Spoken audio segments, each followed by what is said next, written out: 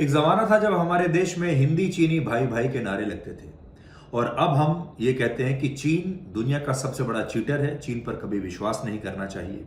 चीन सीमा पर हमारे सैनिकों के साथ जिस तरह की धोखेबाजी करता है, अब इन एशियन गेम्स में भी चीन वैसी ही धोखेबाजी हमारे खिलाड़ियों के साथ कर रहा है। चीन ने इन एशियन गेम्स में नीरज चोपड़ा को नीचे गिराने की बड़ी कोशिश की। चीन की पूरी कोशिश थी कि नीरज चोपड़ा डिस्क्वालीफाई हो जाएं और वो गोल्ड मेडल ना जीत पाए।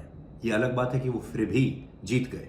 उन्होंने किशोर जैना को भी इसी तरीके से नीचे दबाने की कोशिश की। इसी तरह से कई और भारतीय खिलाड़ी हैं जिन्हें चीन ने जानबूझकर या तो डिस्क्वालीफाई किया या परेशान करने की कोशिश की। चीन की पूरी कोशिश इस बार यह थी कि किसी भी तरीके से, चाहे चीटिंग करके, धोखेबाजी करके, डिस्क्वालीफाई करके, भारत के खिलाड़ियों को जीतने ना दिया जाए।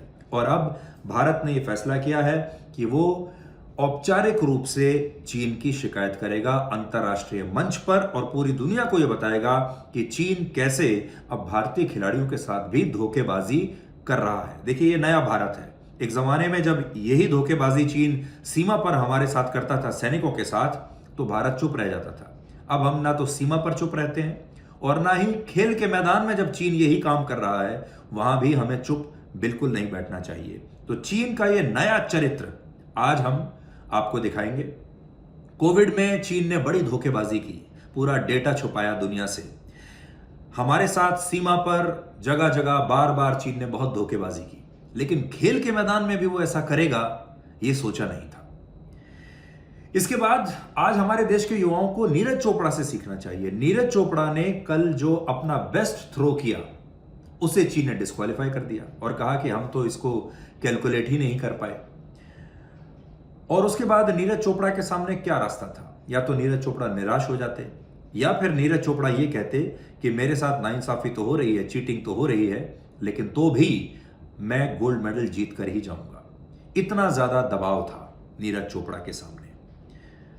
25 साल के नीरज चोपड़ा इस दबाव के सामने टूटे नहीं, बल्कि इतने जबरदस्त दबाव में और इस पूरी धोखाधड़ी के बावजूद उन्होंने गोल्ड मेडल जीता। आज युवाओं को उनसे जरूर सीखना चाहिए, वो भी हम आपको बताएंगे।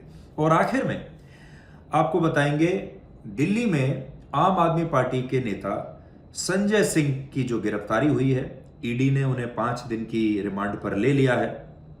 लेकिन आज एक बड़ा सवाल आपके सामने हम लेकर आए हैं। मनीष सिसोदिया शराब घोटाले में पहले से ही जेल में है, अब संजय सिंह भी गिरफ्तार हो चुके हैं।